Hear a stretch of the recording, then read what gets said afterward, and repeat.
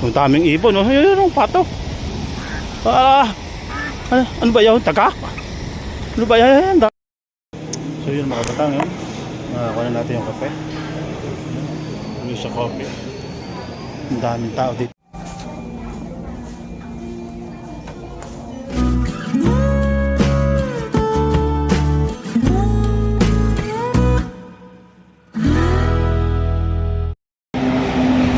Yun mga bata, nasa side na tayo ng karsada.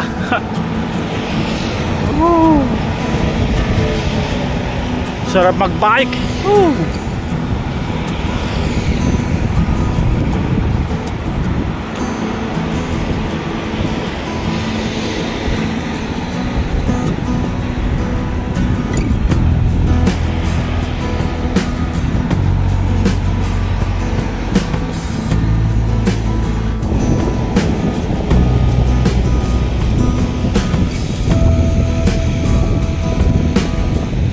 Yun mga kabatang, dito tayo nakarating sa gubat. Dumiretso muna tayo dito sa may lake. May lake dito mga kabatang, dito sa may lingko. Tingnan natin, pasal muna tayo dito. Masarap kasi masal dito kasi gawa ng maraming mga puno. Gubatan talaga ito, tingnan nyo. Yung sa may loob niyang gubatan yan. So mamaya pang 11 o'clock yung ang umaga ang bukas ng mall. So mamaya tayo babalik doon. At pasal muna tayo din sa may lake. Tingnan natin kung anong magagawa natin din mga kabatang.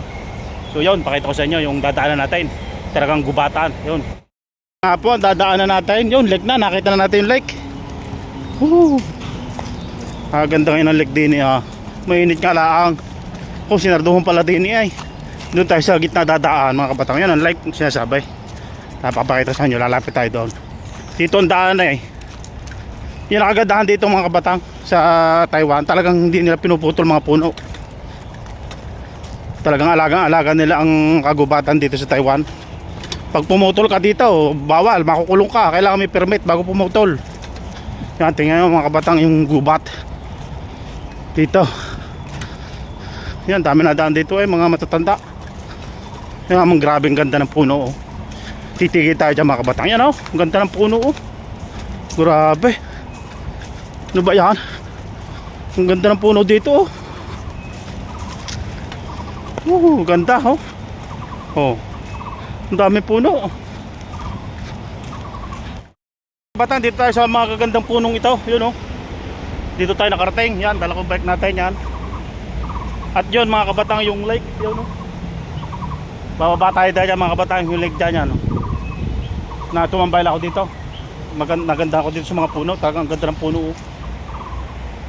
Malalaki siyang puno. Pag nakita nyo, parang pagka nasa cellphone maliit, pero malalaki siya. Ang dami pang ibon. Sarap tumambay dito. Dati na ako pumunta dito, merong magdala ka ng pagkain mga kabatang. Pwede ka magluto dito, yung dala mo yung portable tube, portable stove. Yun, magdala ka noon yun. Daming ibon. Daming ibon mga kabatang. Panig yung mga huni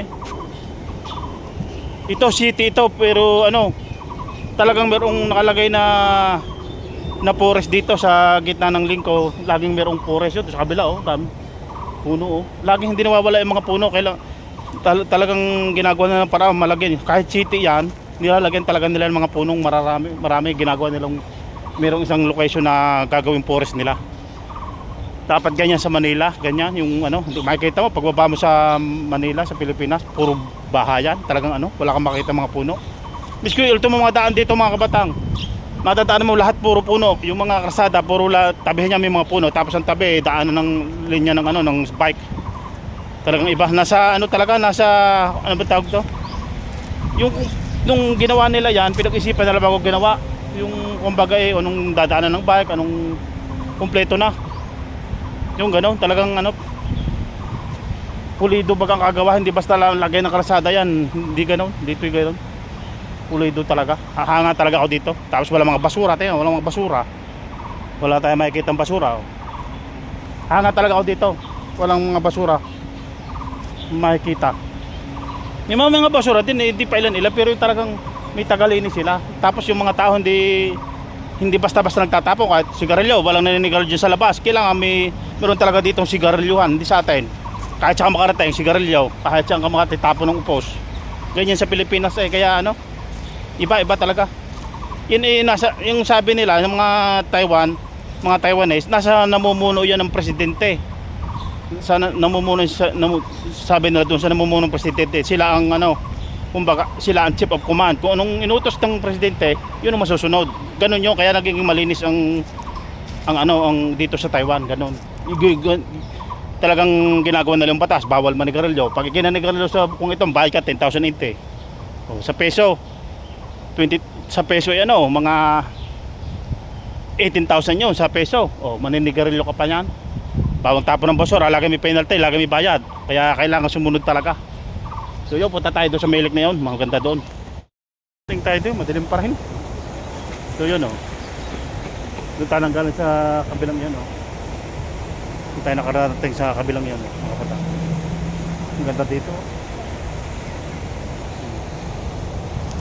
Kaso lang agis the light mga kabatang, hindi natin makita masyadong view.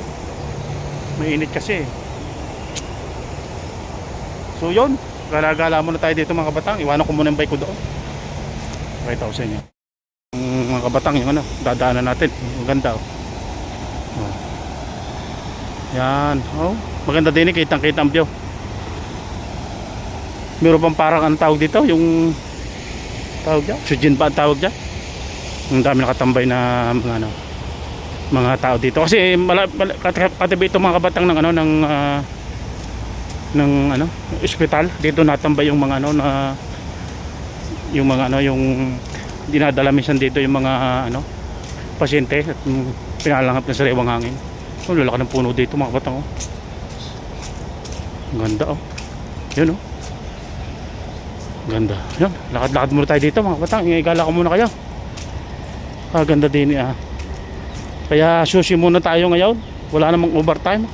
Relax hindi pahinga tayo, hindi yung puro trabaho. Mahirap yung puro trabaho, ang daming tao din mga kabatang tambay yan mga tao.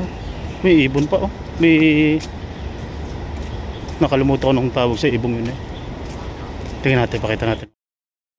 Hindi ko lang kung tawag dyan squirrel ba yan? Hindi ko lang. Comment kayo dyan kung anong tawag din yan. Dito lang nakatira sa mga puno. Hindi sila takot sa tao mga batang tingnan natin.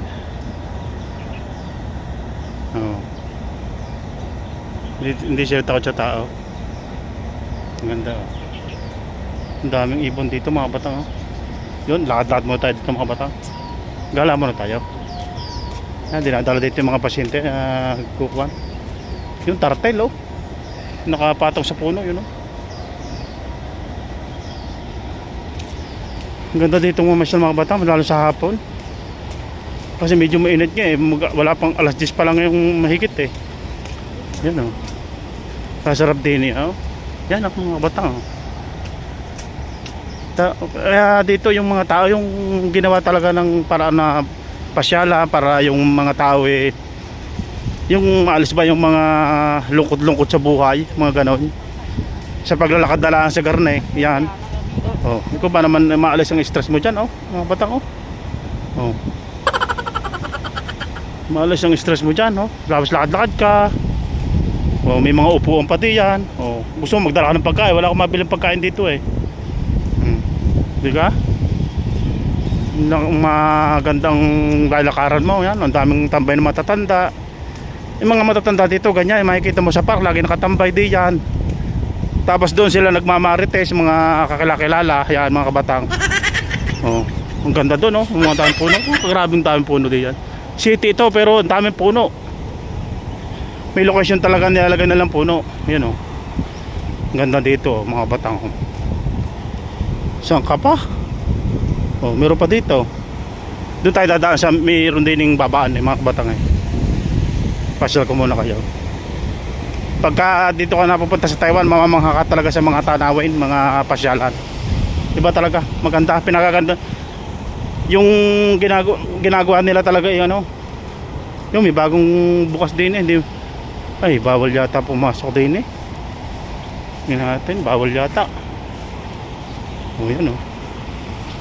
Ang daming ibon o. Ayun o, pato. Ano ba yun? Tagak? Ano ba yan? Dami o. Mga nalipad.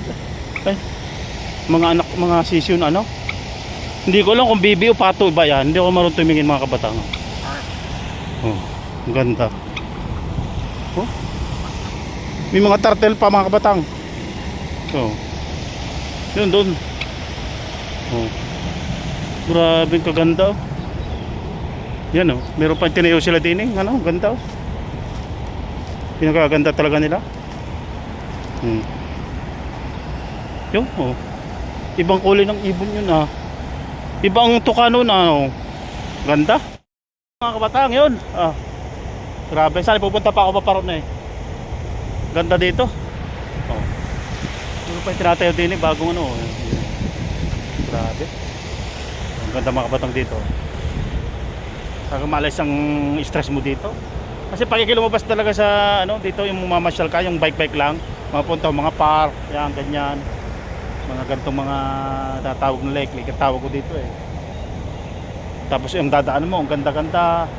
Uupo ka sa isang tabi, ma-relax ka talaga. Tapos bili ka ng pagkain, yun. Okay na yun mga kabatang. Napakaganda. Dapat ganun sa sa Pilipinas.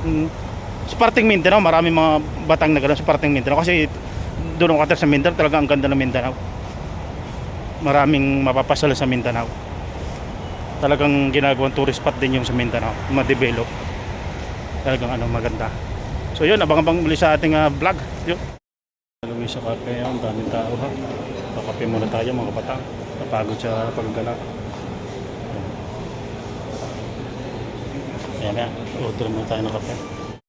Yung kape sa Luisa Coffee, 90 NT tala. Pag umilaw daw ito ay okay ng order natin. Order, ilaw kasi ito eh. Kumbaga magbabibrate. Magandang ating magandang ambience natin oh. Sarap uminom dito mga kabatang ng kape. Kaya ako'y lagi natabi sa kape mga kabatang gawa ng nakaka-relax talaga. Mainit yung ating order para ayos. Ganun lang naman tayo, relax. Pampalas ng stress tong kapeng ito. Alis-alis yung mga lungkot mo sa buhay. Tapos ang ganda pa ng upo mo. Oh. Kahit medyo mahal-mahal ang kape, kaya-kaya naman natin pabili ng kape.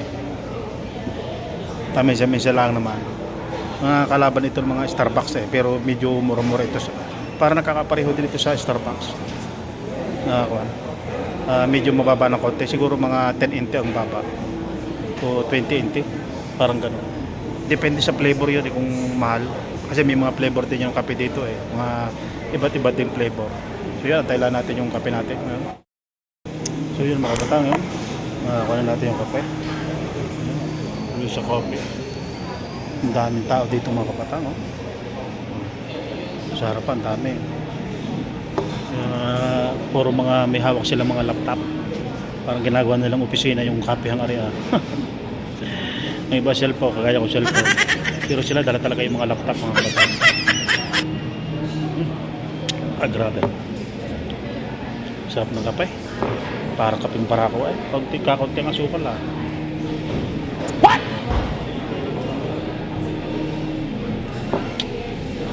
Parang gusto ko humingi ng asukal mga kapatang, pero tama-tama na, kaya nga kape hindi masyado siyang hindi siya masyadong matawid, matamis. Maganda din naman hindi matamis. Maghanap sila ng para wala silang maupo na. Marami pa din eh, merong sa harapin ko na eh, kadami eh. Yung mga bata, pakita ko sa inyo yung mga naglalaptop.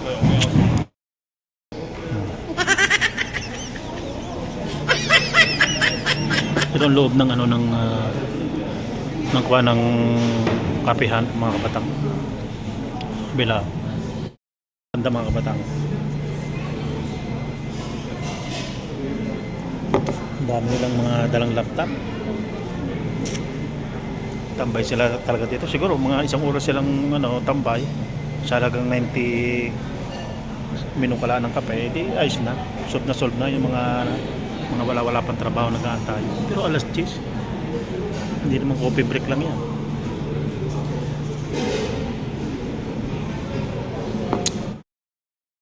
Tayo nandito ngayon sa labas at wala tayong overtime yun.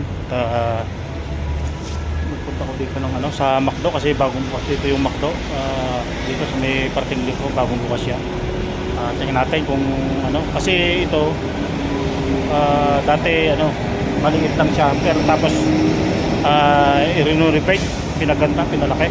Titingnan natin kung anong loob niya, kung maganda na kasi bagong bukas nga. At pag umorder siya sa online na tayo. Sa online siya pag umorder. May monitor kasi doon yun. What? Hindi ko lang kung tawag doon siya. So yun, punta muna tayo ng McDo at makakain. Ganda ng loob. Ganda ng loob. Ganda ng loob niya. Order tayo to, language English. Start order. Eat in. Ano pa? Happy meal Tingnan natin yan. Yung mga batang ito, in-order natin yan. Coke. Yan. Tsaka ito. Hamburger. Yan May ketchup siya. Yan. Tapos sundae cone. Yan. French fries yan.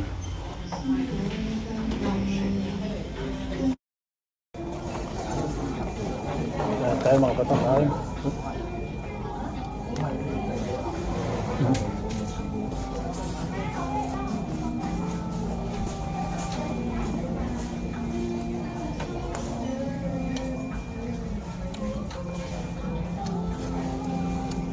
Sayang repolyo.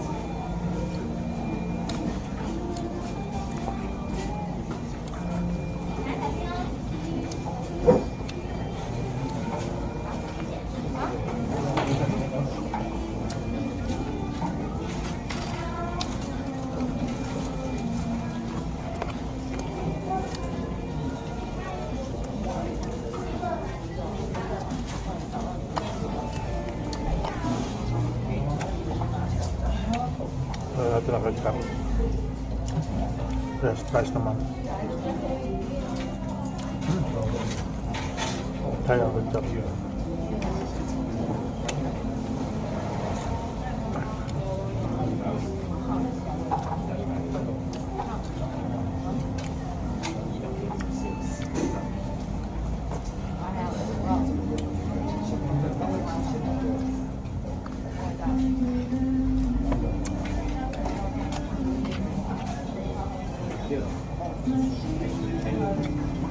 Ayun, lasa.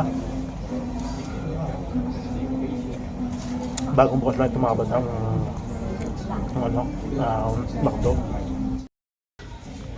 So yan mga batang. Busog na Ubos. So yun, at tayo natin, update tayo sa channel natin. Tingnan natin kung ano pang idugtong natin dito sa vlog natin ito. So yun.